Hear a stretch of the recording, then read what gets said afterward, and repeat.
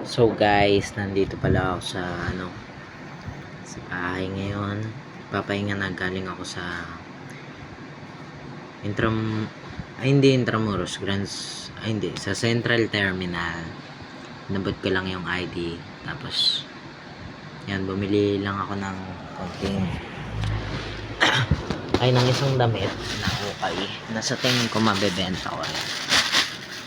Kasi original siya, tsaka maayos din naman yung niya, yung condition niya. Champion, guys. Ito sa Central Terminal. And guys, gusto ko lang sabihin na I'm very thankful for my life, na sa mga experiences, sa mga natutunan ko sa araw, at sa mga bagay na mga nasabi kong tamang expression. Kasi I've been praying for God na mag-improve pa ako sa way na pakikipag-usap ko sa mga tao, and then eventually unti-unti naman siyang nag-i-improve as far as I know when I started. So I pray that it will be a successful life. And may mga natira pa palang mga damit, mga polo shirt. Ito pa yung mga nakaraang binili ko, hindi pa siya natitira, pero sana makahanap ako ng kapagbibenta. So guys, ngayon magpapahinga lang ako saglit, tapos mag-aaral na ulit ako, magbabasa na ulit ako. Tapos bala ko rin linisin yung kwarto ko, gawa ng disorganized na ulit. Tapos ito, yan, kwarto ko guys, kita mo kung gaano kakalat yan. Yan.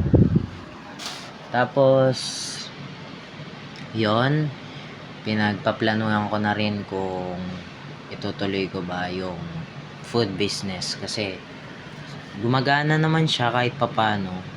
Yung Graham, malaking tulong din. At ito, marami pa akong labahin, kaya marami pa akong dapat ayusin ngayon. Kaya see you guys sa susunod na video ko. Ito lang ang masasabi ko guys.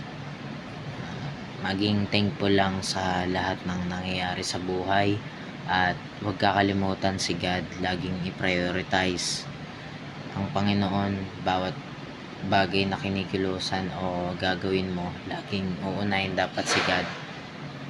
Tapos yun, yung prayers ko naman unti-unti namang tumutugma sa pinagpipray ko na goal. Kaya I'm thankful din sa Panginoon, dahil kung hindi dahil sa guidance niya, hindi ko po makukuha yung mga unti-unting progress na na-improve ko sa sarili ko. Pero may mga ibang parts din ako na kailangan pang pag-improvein, katulad ng secret, kasi siya, confidential lang, pero I'm praying na mag-i-improve din naman ako, at alam ko naman sa sarili ko, at kiniklaim ko na mababago ko na yun. Kaya thank you, bye bye.